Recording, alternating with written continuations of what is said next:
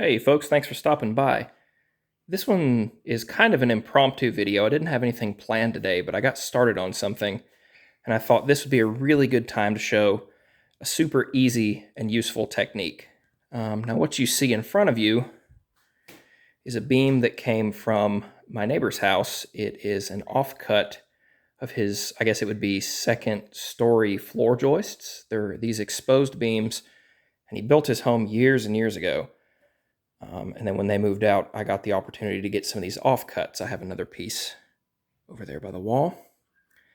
And I'm flattening them because I'm going to take these two pieces here and here and laminate them together somehow and make a bench top for a high chopping bench is what I'm going to call it. I'll mostly be using it for chopping work and maybe dovetails and more precise sawing operations. And the idea is that while my leg vise is great and my normal woodworking bench, or hand tool bench, I should say, is a good height for hand planing, it's not really great when you're having to do a lot of sawing operations. I find that I have to bend over a lot, and it's not the worst thing in the world, but I have the space to add a secondary kind of dedicated bench. So that's what I'm going to do.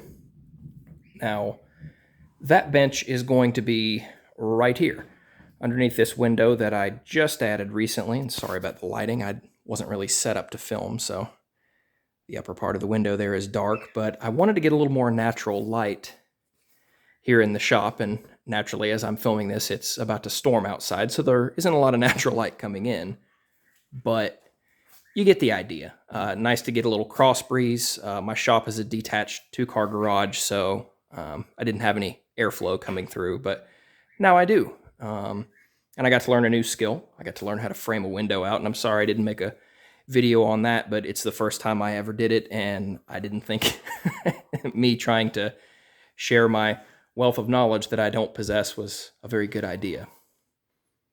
So, back to these. I'll be cutting that one to a length to match this one. And again, it'll go right underneath the window, the new bench will. But that leads us back to this guy. He needs to be flattened. So what I started doing is I sighted down the board, and I could immediately tell that I was high over on what is the left side as you're looking at it. If that'll focus. There we go. And so I came through and just took some off of this left side. And I'm going to do this with 2 hand planes. The reason I'm hand planing it is I don't have a joiner, a power joiner, first off. And second, even if I did, this thing is way too wide for me to run through a joiner. So what I'll do is flatten this side, flip it over, run it through my lunchbox planer, and Bob's your uncle. So this is my scrub plane. It's a Stanley 5 1/4 that I've cambered the iron on, and I'll be using the old 607 bedrock to help get it a little closer to flat. Let me get you set down on the tripod and I'll get to work, and I'll explain what I'm doing as I go. So I think it's worth mentioning before I get started what I have my log chucked up in here. This is a Black & Decker Workmate. I believe it's the 400 model. I picked it up at a local auction where they do farm supplies and animals and all kinds of junk, but basically it has 2 jaws that will go in and out. And for something like this, where you're using a really heavy piece to begin with, it's perfect. This thing doesn't move around very much. I can't really sing the praises of the Workmate enough, especially for a task like this. But that's a topic for another video. So what I have to do now is determine whether I need to be going with the grain, across the grain, or a diagonal with the grain. The most aggressive would be going straight across, and it's more likely to blow out, or spelch as the English call it, on the backside. The second most aggressive would be at an angle, and that's kind of what I'll do when I'm ready to get it close to flat. And then with the grain will be the least aggressive, but it'll give me the best finish, so I'll save that for last. So the first thing I need to do is determine, again, just how twisted or out of square this thing is. I'm not actually using any tools other than my hand plane right at this moment. The human eye is remarkably good at picking up inconsistencies, and so just with the hand plane and my eye, I can see that that back corner where I was working is still a little bit high. So I'll come at it diagonally. And maybe you can hear, I'm not getting shavings for the entire stroke, just at the corner here. So I need to work that down until I'm getting a longer shaving, and then I'll know that I'm a little closer to where I need to be.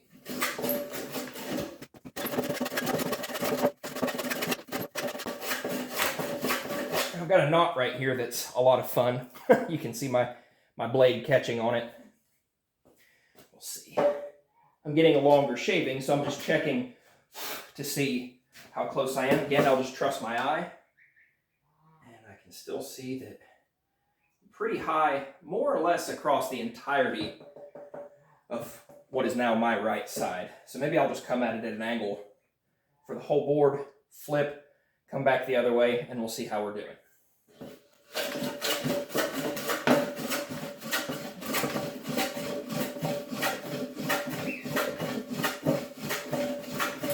There's not a lot to this technique.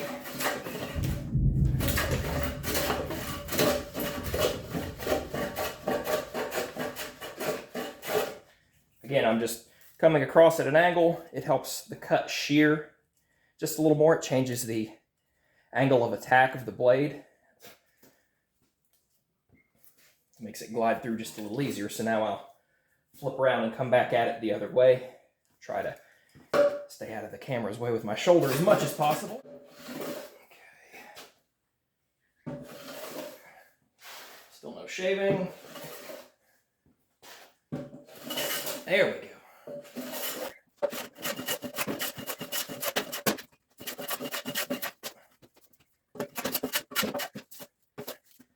Okay. Now that is looking much better.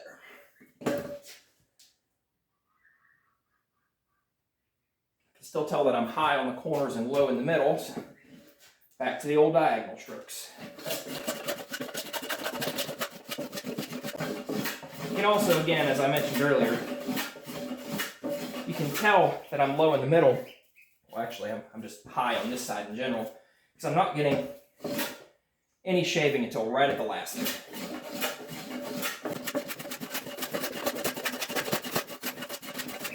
If you're doing something like this, and you own a handheld electric hand plane, it'd be a fabulous time to use it.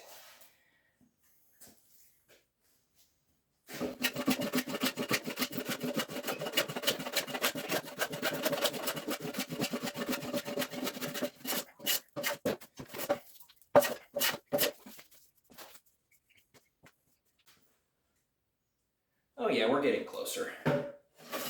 One thing that's important to note is that this is going to be a workbench top.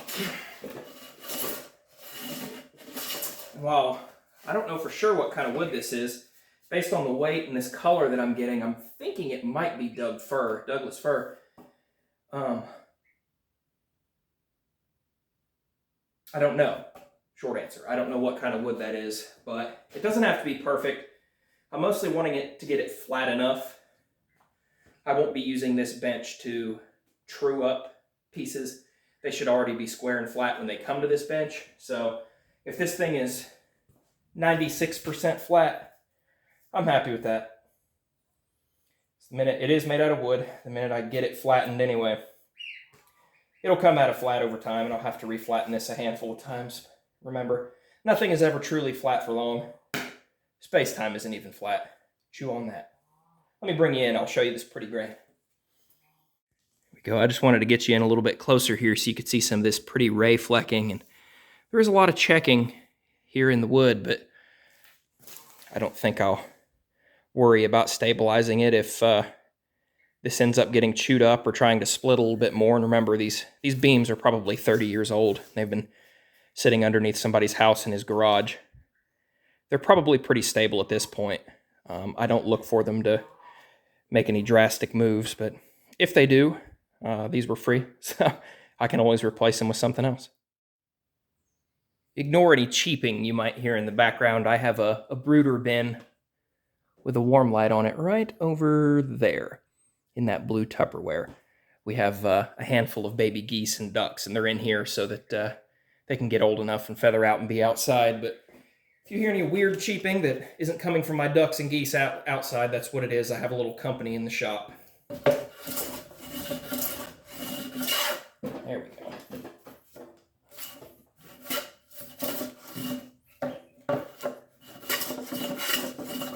All right, I'm thinking it might be about time to sharpen this hand plane.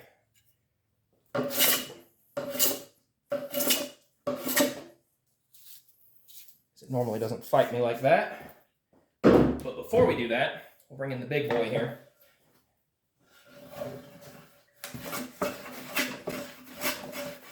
Now this is going to give me a true flat. Because the bedrock is so long that it'll sit on any high points that exist. You might be able to tell that I have a much lighter cut set up in it. Let's bring it in just a little. Bring it out, I should say. Make it a little heavier. That's more like it. And the key when you're doing a project like this is don't get in a rush. I have to work tomorrow. I'm not interested in showing just how quickly I can get this thing done and then waking up and not being able to move my shoulders. I'm just going to take my time, try and enjoy the process. Boy, that wood's pretty. This would be easier on my regular bench, but I don't know if I mentioned that this workmate's a couple inches lower, but that definitely matters to me at least. And my rotator cuff help to have this, which would already be a high surface, to have it be as low as I can. I'm thinking what I'll probably end up doing, just in the interest of time, is getting this thing probably 3/4 of the way there. Then I'll flip it over, run it through the lunchbox planer, as I mentioned, and then flip it back over and finish this side the rest of the way. Just something quickly to mention here. You're going to see me using gloves while I'm feeding this board through. Generally speaking, when you're using any kind of rotary tool or anything with a blade that can pull you in, gloves are not a great idea. So I do not recommend trying what you're about to see. With that in mind, this wood is extremely rough and I don't want to get splinters. I also need to be able to control it. So me not being afraid to grab the wood in whatever way is more important to me than not wearing gloves. Again, I don't recommend this, but with my experience with this particular machine, I know how to be safe. And so you're going to see me with gloves. Again, I don't recommend it.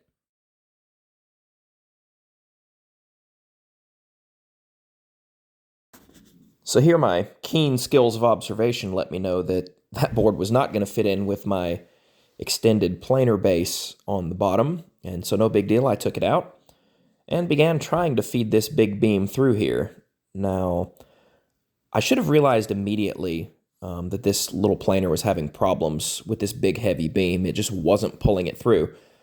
So after attempting a few workarounds to include flipping it over so that the smooth side was down, which is probably what I should have done to begin with, you can see me here pondering and trying 3 or 4 different things with no success to get it to go through the planer.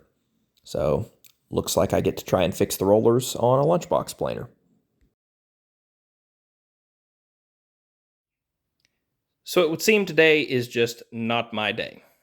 In addition to my rollers going out on my planer and the thunder that you hear in the background that's preventing me from going outside to do anything, this is one of the dogs that comes with the Black & Decker Workmate. Ordinarily, they would be here, and here, and there, and oh, well, look at that. I was planning on putting a new top on this thing eventually, but I didn't think it was going to have to be this soon.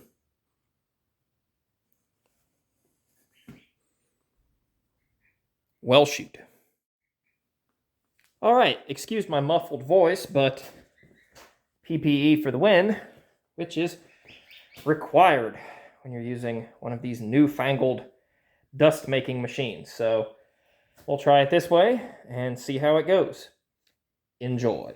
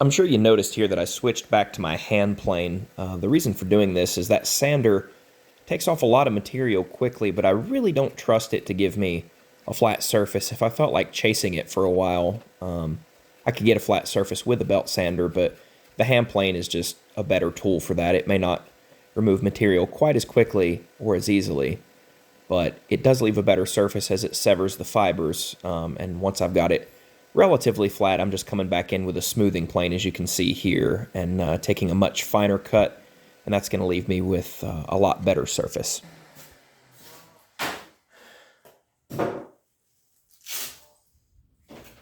Well, that sucked.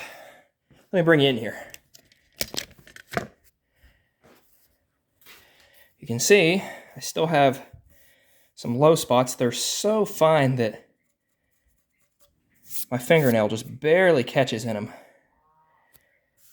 I may end up leaving them. These are a little bit deeper. Probably have to lose between a 32nd and a 16th, so maybe, I don't know.